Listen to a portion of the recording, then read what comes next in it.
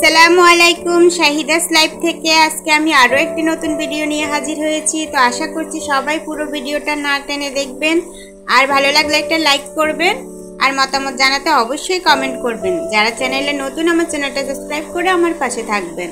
আজকে লাউ দিয়ে কই মাছ দিয়ে রান্না করেছি, খুব সহজভাবে এবং খুব মজাদার করে। তো এভাবে রান্না করে খেয়ে দেখবেন, খুব ভালো লাগবে। আমি ছোট সাইজের একটা লাউ নিয়েছি, খুব বেশি বড় না, লম্বা কিন্তু চিকন অনেক। আমি এগুলোকে কেটে নিচ্ছি।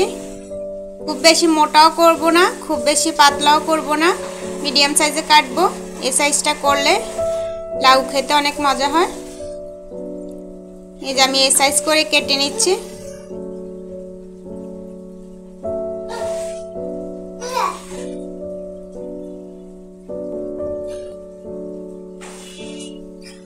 এই যে সবগুলো আমি এই সাইজ করে কেটে নিব।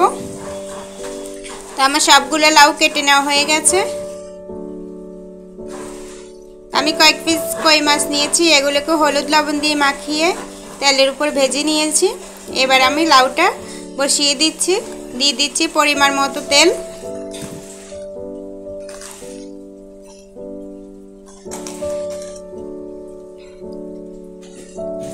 পেঁয়াজ কুচি,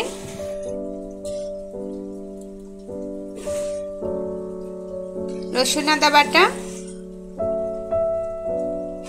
লবণ, হলুদ গুঁড়ো, জিরে গুঁড়ো দিয়ে দিয়েছি একটুখানি পানি, দিয়ে দিচ্ছি কয়েকটা কাঁচামরিচ কাটা। ঢাকনা দিয়ে ঢেকে রাখবো মশলা কষানোর জন্য কিছুক্ষণ।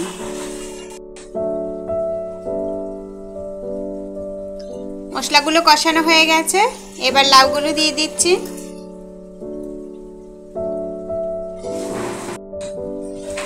এবার ঢাকনা দিয়ে ঢেকে রাখবো কিছুটা সময়ের জন্য।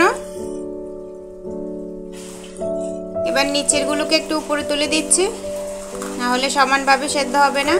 আর লাউতে পানি আর দিব না, যে হালকা পরিমাণ পানি দিয়েছি ততটুকুই, লাউ থেকে অনেক পানি বেরিয়ে আসবে। আবারও ঢাকনা দিয়ে ঢেকে রাখছি। আমার ক্যামেরাটা কোনোভাবে লড়ে গেছে, তো আমি আন্তরিকভাবে দুঃখিত। কিছুটা সময় এরকম ঘোলা হয়ে গেছে, একটু অ্যাডজাস্ট করে নেবেন প্লিজ। কই মাছগুলো দিয়ে দিলাম। এই পর্যায়ে দিয়ে দিব ধনেপাতা কুচি।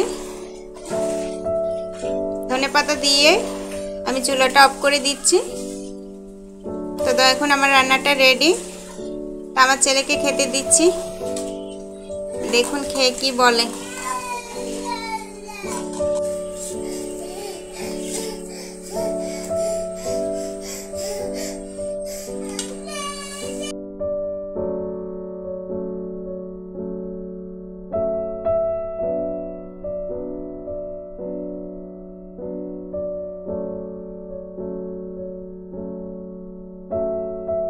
আমার আম্মু রান্নাটা অনেক মজা হয়েছে, সবাই এইভাবে রান্না করে খাবেন।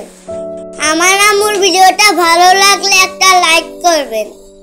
আমার আম্মুর ভিডিওটা ভালো লাগলে একটা সুন্দর করে কমেন্ট করবেন। যারা নতুন আমার আম্মুর চ্যানেলটি সাবস্ক্রাইব করবেন, আর পাশে থাকা বেল বাটনটি বাজাতে ভুলবেন না। ভালো থাকবেন, আল্লাহ হাফেজ।